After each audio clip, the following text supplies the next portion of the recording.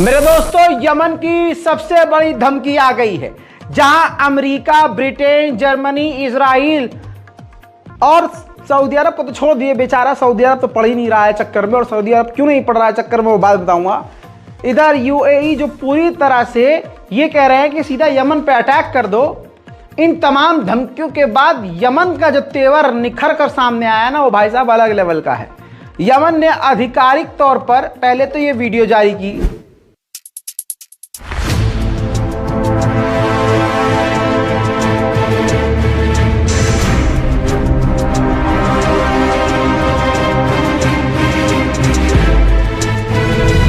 इस वीडियो में यमन ने दिखाया है, बताया है कि अभी तक हमने अमेरिका के किसी भी एयरक्राफ्ट कैरियर और किसी भी अमेरिका के जहाज को, युद्धपोत को निशाना नहीं बनाया है।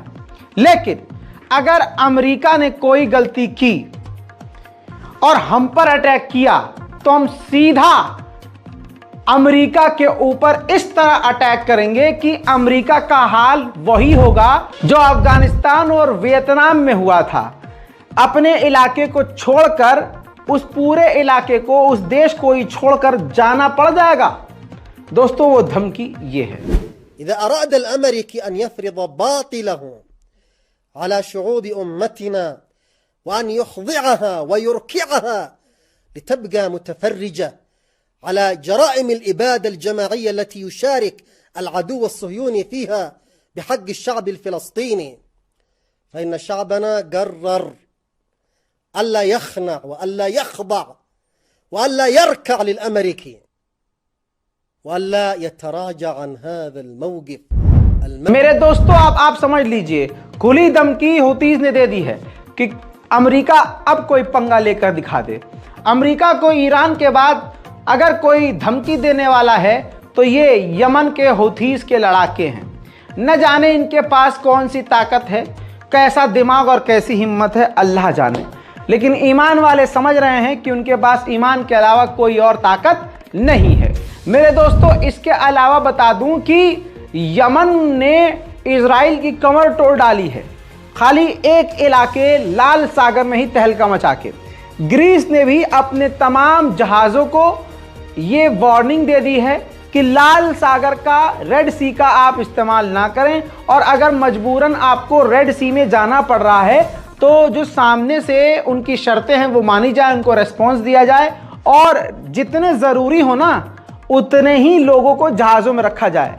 बहुत ज़्यादा कामकाज वाले लोगों को और जिन्हें कहेंगे कि कर्मचारियों को उस जहाज़ में रखने की ज़रूरत नहीं है। दूसरी तरफ मेरे दोस्तों, हालत इतनी ख़राब हो गई है, मैंने जैसे आपसे कहा था कि यमन की धमकियों और हमलों की वजह से लाल सागर का इस्तेमाल दुनिया की बड़ी बड़ी कंपनियां अब नहीं कर रही हैं। हालत ऐसी हो गई, पेट्रोल डीजल महंगा हो रहा है इजराइल के अंदर, और जो खासकर कार जो हैं, गाड़ियां जो हैं, वो इजराइल के अंदर महंगी हो गई हैं, बहुत महंगी हो गई हैं। लाल सागर की रास्ते से जो गाड़ियां आती थी, इंपोर्ट करता था इजराइल, उस लाल सागर से अब इंपोर्ट नहीं हो रही हैं, रास्ता फेर बदल करके आ रहा है। जो गाड़ियां अगर मंगवा रहा है तो दूसरे रास्ते से, तो वो कॉस्टिंग बढ़ रही है। कॉस्टिंग बढ़ रही है तो भाई गाड़ियों पर चार्जेस भी बढ़ रहे हैं, और भाई डीजल पेट्रोल महंगा हो ही रहा है। यमन एक इकलौते देश के इकलौते छोटे से बिखरे हुए संगठन ने इजराइल की नाक में दम कर दिया और अमेरिका के पसीने छुड़वा दिए हैं। सोचिए, 57 देश अगर एक हो गए तो क्या हो जाएगा। अब जो मैंने आपसे बात कही थी कि सऊदी अरब आखिर इसमें क्यों नहीं कूद रहा है, सऊदी अरब यमन के खिलाफ जो गठबंधन बना है उसमें सिर्फ इसलिए शामिल नहीं होना चाह रहा है। ये अंतर्राष्ट्रीय रिपोर्ट आ चुकी है मेरे दोस्तों, जिसमें साफ बताया गया है कि सऊदी अरब ईरान के साथ अपने रिश्ते ख़राब नहीं करना चाहता है। एक लंबे समय के बाद ईरान से बेहतरीन रिश्ते अब जाकर सऊदी अरब के हुए हैं। सिर्फ इसी वजह से सऊदी अरब इस मामले से दूर है और यमन के खिलाफ कोई भी कार्रवाई करने से पीछे है। वहीं यूएई भाई अलग जोन में है। यूएई तो सीधा कह रहा है अटैक कर दो, अभी अटैक कर दो, यमन पे हमला कर दो। अब हूतीज के खिलाफ जो संगठन बनाया गया है उसमें अब डेनमार्क भी शामिल हो गया है। उधर आपको बता दूं इटली के बारे में। इटली ने भी अपना युद्धपोत यमन के खिलाफ लाल सागर में भेज दिया है।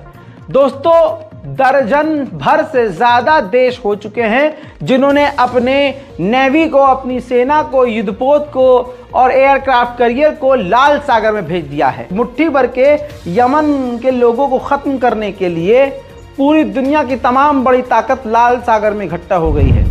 वहीं मेरे दोस्तों, अमेरिका के डिफेंस मिनिस्टर इजराइल पहुंचे थे और अचानक बिना बताए, बिना किसी प्लानिंग के वो उस एयरक्राफ्ट कैरियर पर चले गए जिस एयरक्राफ्ट कैरियर का इस्तेमाल खासकर हुतीस के हमलों को रोकने के लिए किया जा रहा है।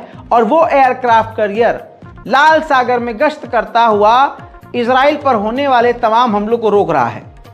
लॉयड ऑस्टिन ने यह काफी बड़ा कदम उठाया है, जो अमेरिका के डिफेंस मिनिस्टर हैं। समझ सकते हैं आप अमेरिका कितना सीरियस है इजराइल को बचाने के लिए। बड़ी खबर एक और यहां देना चाहूंगा कि चाइनीज पत्रकार ने खुलासा किया है कि हौथीज जो हमला कर रहे हैं, जिन मिसाइलों से हमला कर रहे हैं, उसका ताल्लुक चाइना और ईरान से है। क्योंकि ईरान ने जो मिसाइलें दी हैं हौथीज को, उस हौथीज की मिसाइलों के अंदर चीन और ईरान के पार्ट्स मौजूद हैं। उधर मेरे दोस्तों, यमन को तोड़ने की कोशिश की गई थी। सोचा था कि दर्जनों देश यमन के खिलाफ होंगे तो यमन को डर लग जाएगा। अब ये ताज़ा तस्वीर देखिए, हौथीज मोबिलाइज हो रहे हैं। आम हौथीज की यमन की जनता सेना में शामिल हो रही है, अलग अलग टुकड़ी बन रही है और अमेरिका, जर्मनी, फ्रांस, ब्रिटेन, ये जो अलायंस यमन के खिलाफ बना है, उसके खिलाफ पूरी तरह से लड़ने मरने को तैयार हो गई है। इजराइल के लिए सबसे बड़ा खतरा इस वक्त यमन के हौथीज हैं। अब इस बात से आप खुद अंदाजा लगा लीजिए कि इजराइल का डिफेंस मिनिस्टर युद्धपोत पर चढ़ा और उस युद्धपोत को यमन के करीब लेकर गए और फिर माइक में शोर मचाकर, चीख कर धमकी दी यमन के लड़ाकों को कि हम बर्दाश्त नहीं करेंगे, कोई भी खतरा अपने ऊपर और अपने देश के लिए बर्दाश्त नहीं करेंगे, जवाबी कार्रवाई करेंगे।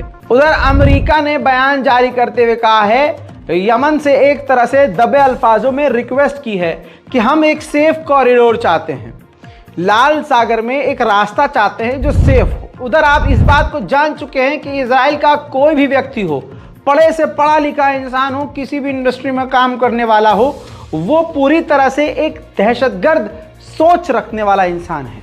अब इजराइल के एक पत्रकार हैं, तथाकथित पत्रकार, एंकर, वो ये बोल रहे हैं कि इजराइलियों के पास कोई और ऑप्शन नहीं है। इजराइलियों को एक हाथ में अपनी धार्मिक किताब रखनी होगी और दूसरे हाथ में M16 राइफल रखनी होगी। בארץ ישראל יש רק אופציה אחת שבה יהודי יכול לחיות. רק אופציה אחת, שביד אחת הוא מחזיק את התנ"ך וביד השנייה הוא מחזיק M16. אין אופציה אחרת. אם אתה מניח את התנ"ך לא תהיה פה, ואם אתה מניח את ה-M16 לא תהיה פה. אתה צריך... उधर रजब तैयब एर्दोगान यानी तुर्की के राष्ट्रपति ने भी बयान दिया।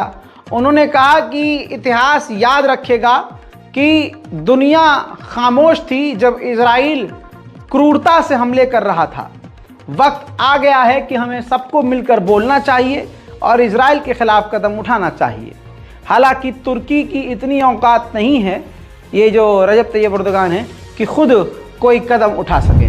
मेरे दोस्तों, फिलिस्तीन ने, जो फिलिस्तीन की अथॉरिटी की सरकार है, आधिकारिक तौर पर बताया है, 46 पत्रकारों को 7 अक्टूबर से अब तक इजराइल ने गिरफ्तार किया है और 30 से ज़्यादा पहले से ही पत्रकार इजराइल की जेल में थे।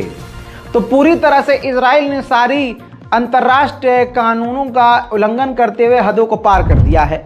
चैनल को सब्सक्राइब जरूर कीजिएगा, अपनी राय कमेंट